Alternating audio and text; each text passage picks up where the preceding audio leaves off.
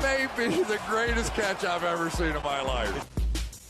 Alright guys, I got this video from the YouTube comment section of our last video. Y'all were telling me that y'all wanted our rest of season running back and wide receiver rankings. So here we are. We're going to go over our top wide receivers for the fantasy football playoffs. But please, whenever you are watching this, go down to the comment section. Let me know what video you would like to see, and I can try to make that video for either Thursday or Friday. Y'all know on Saturdays, those are the days where we make all of our Instagram and Twitter suggested videos. Regardless, please go let me know what video you want to see, and also ask any fantasy football question that you need an answer to. And guys, please go down there, and while you're in that comment section, give answers to other fantasy football questions, because like I say all the time, I am not the flock. We are all a part of the flock. I am just the guy making the videos. Your opinion is worth just as much as mine is. So let's please all try to help each other. Go down to the comment section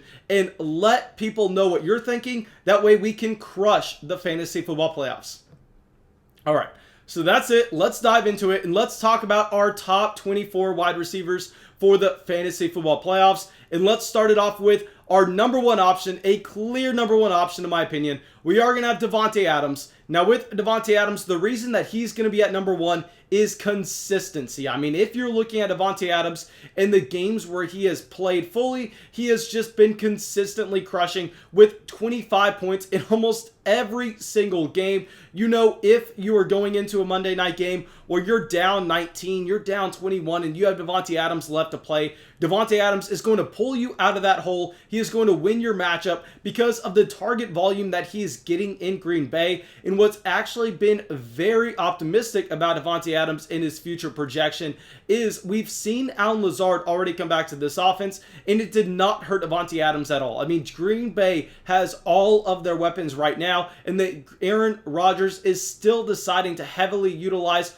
Davante Adams as that top option. So here, no reason to be concerned. Clearly the wide receiver one. Now, I know some people will want to make the argument for our next wide receiver, Tyreek Hill, to be up there at that number one spot. And yes, Tyreek Hill is still an elite option. I think that we have a clear top two here, but the problem with Tyreek Hill is we're just not seeing that same level of consistency. We are clearly seeing the spike weeks. Y'all know I actually went out in our last week's rest of season wide receiver ranking video. I said that Tyreek Hill had a ceiling that nobody could match in fantasy football, where he could go out there, he could drop 200 yards, 3 touchdowns. I literally, word for word, maybe I'll rip that clip, put it in here if I'm not too lazy. Anyway, with Tyreek Hill going forward, what's also disgusting is he has a great schedule in the fantasy football playoffs. Going to be clearly our number two option.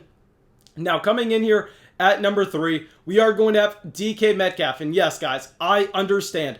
Do y'all have any idea how many DMs I've received on Patreon asking what I think about DK Metcalf in that Week 16 matchup against Jalen Ramsey? Should I sell DK Metcalf because of that? No, guys, please, please, please. Do not overthink that. I mean, if you were looking at how defenses play right now at the NFL level, they only play man coverage on about 40% of plays. So DK Metcalf is going to have his opportunities to go big in that game. Not too worried. Definitely a spot where we're bumping him down, but not a spot where he's going to get completely erased like last time. This is just like how I told y'all to start A.J. Brown this past week against the Indianapolis Colts, even though that he got completely shut down a few weeks ago against them. Going to be saying the same thing with DK Metcalf in the Los Angeles Rams in Week 16. But also, guys, the Week 16 matchup is the least important in terms of trying to grade those playoff schedules, because you have to win Weeks 14 and 15 just to get there anyway. So if you're only planning for Week 16,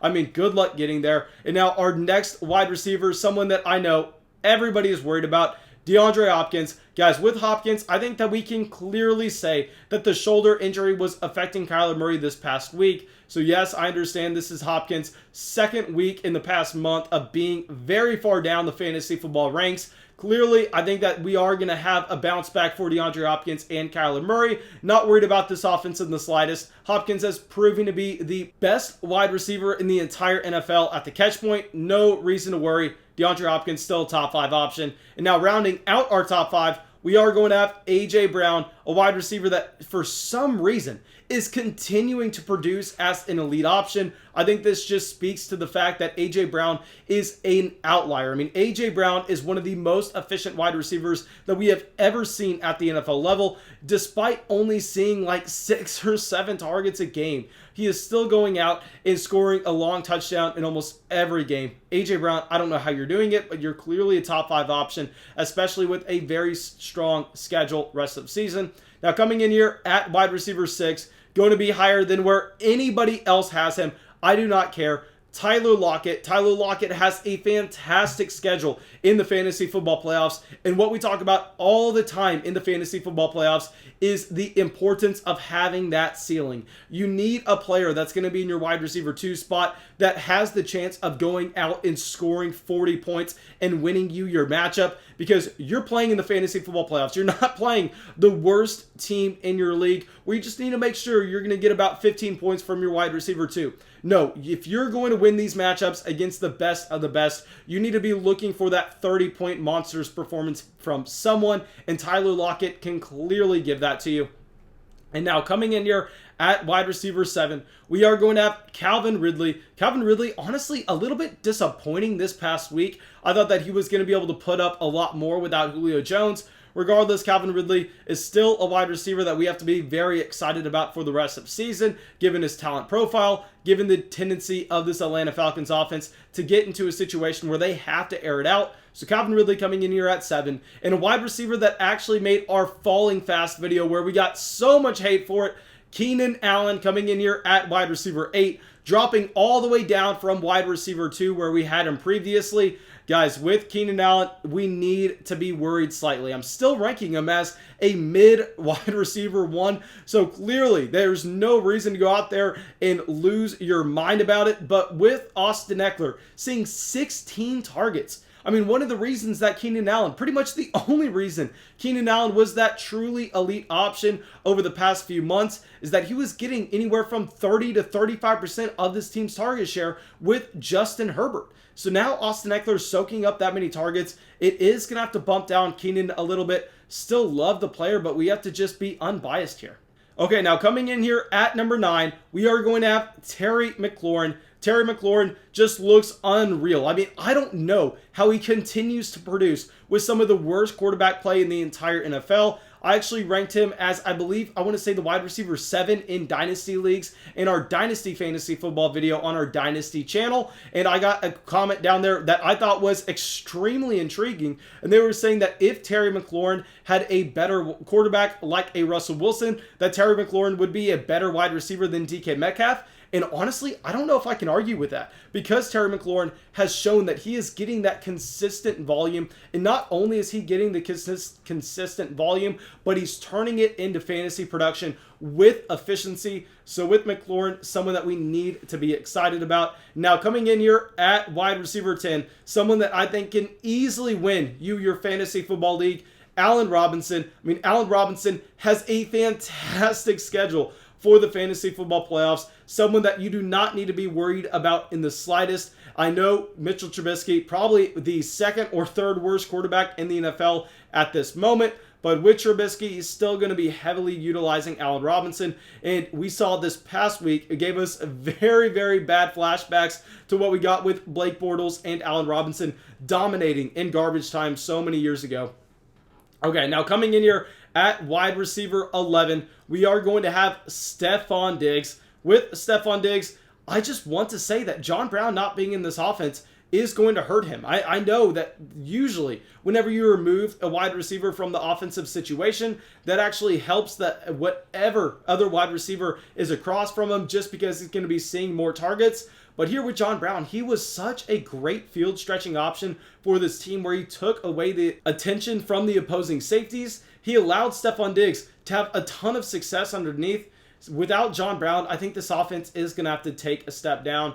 Okay, now coming in here at wide receiver 12, we are going to have Julio Jones. Julio Jones, if we knew about the health, would definitely be a lot higher than this. But the problem is with Julio, even if he comes back from his injury this week, I think that we could be looking at Julio Jones being used as a decoy or only running around on about 50% of Matt Ryan's dropbacks, Because really, what is the incentive to go out there and push Julio Jones to his limits in 2020? This Atlanta Falcons team is already out of the playoffs. Julio Jones has been known to play through injuries before, but I just don't see the reason when we know this Atlanta Falcons team is one of the worst teams in the entire NFL. Now, coming in here at 13, we are going to have Michael Thomas. Do not panic with Michael Thomas, guys. I'll say, yes, this past week was very disappointing, and it adds on to so much disappointment that Michael Thomas has given his fantasy managers so far in 2020. But with Michael Thomas, we need to understand that this past week was a very bad game script situation, where as soon as we knew that Kendall Hinton was going to be the starting quarterback for the Denver Broncos, I was telling everybody in the live streams to get Michael Thomas out of your starting lineup because that game was going to be ugly and we wanted nothing to do with it. And yeah, I mean, that's exactly what ended up playing out, where Taysom Hill did not have to aggressively throw the ball down the field because that game was so wonky. I think that we can just remove that from the sample altogether. Okay, now coming in here at 14, I just labeled him as a league-winning wide receiver, and I truly think he is. Diontae Johnson. I mean, it looks like so far in 2020, we are going to have an extremely high ROI on our league portfolio, but right now, it looks like it could be a lot higher if we had Diontae Johnson on some teams, if we did not invest into Juju Smith-Schuster as we did, because Diontae is clearly the wide receiver one for one of the best offenses in the entire NFL. No idea why it's not Juju. No idea why it's not Chase Claypool. But Big Ben is consistently looking to force feed Diontae Johnson targets. He really looks like a replacement for Antonio Brown. Now coming in here at 15, a fantastic schedule for the fantasy football playoffs. We are going to have Chris Godwin. With Chris Godwin, we know that he is the wide receiver one for Tom Brady. If you look at the target breakdown in every game that Chris Godwin has played so far in 2020, he is clearly by far and away the top option.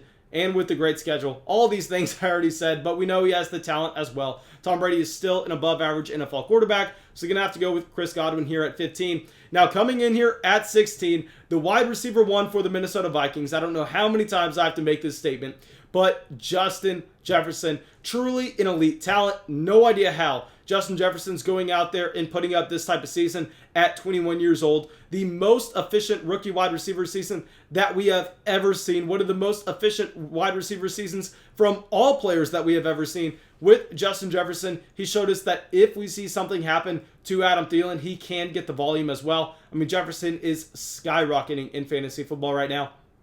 And now coming in here at wide receiver 17, another guy that is definitely rising up the ranks, Robby Anderson. Now, we are going to have to monitor that situation with the DJ Moore ankle for the fantasy football playoffs. But if we miss DJ Moore for a game or two, it looks like Robby Anderson can come out here and just dominate the target share for the Carolina Panthers. I mean, he's a wide receiver that we've seen already in 2020 average over 8 targets a game. I think with no DJ Moore, that probably bumps up to about 10 targets a game.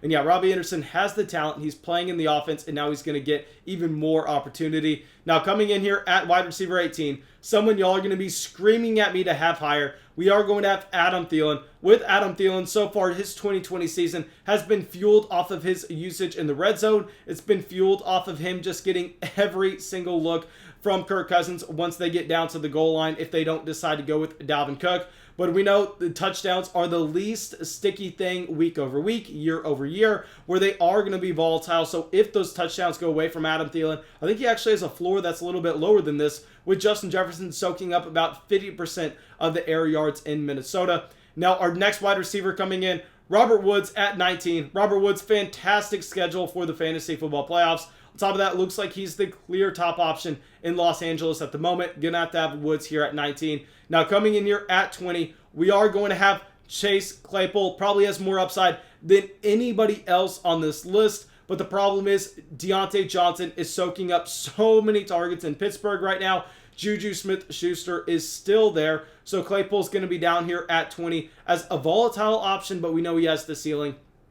And now coming in here at 21, we are going to have Brandin Cooks. With Brandin Cooks, this is a wide receiver that we all love. I understand Will Fuller's out for the year. But with Brandin Cooks, this is someone that has never shown the ability to log an insane target share. I honestly don't know how much Will Fuller leaving this offense helps Brandin Cooks because he was already getting the volume that we wanted to see. And now that we know that Will Fuller is going to be gone, it's going to drastically lower the overall efficiency for the offense, where I will say the opportunity is going to outweigh the efficiency drop, but still, I don't want to rank him as aggressively as other people are. With this Houston Texans offense, I think it's going to take a significant hit without Will Fuller.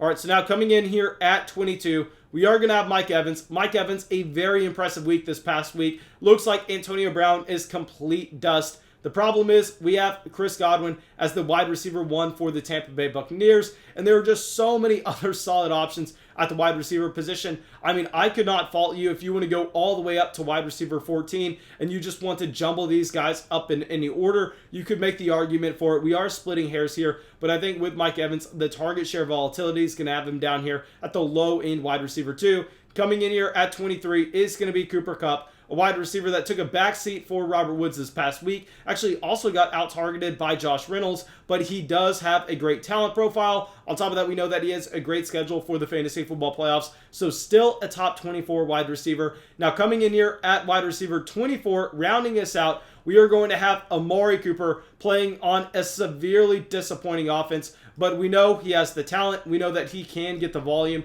so Amari Cooper is going to have to be a clear option for us here at 24. All right, now thank you guys. I really hope y'all enjoyed this video. I really hope y'all got something from it. As always, if y'all did, go down there, drop a like, leave a comment, subscribe to the channel. It really, really helps us out, and I hope I'll see y'all in the live stream tonight.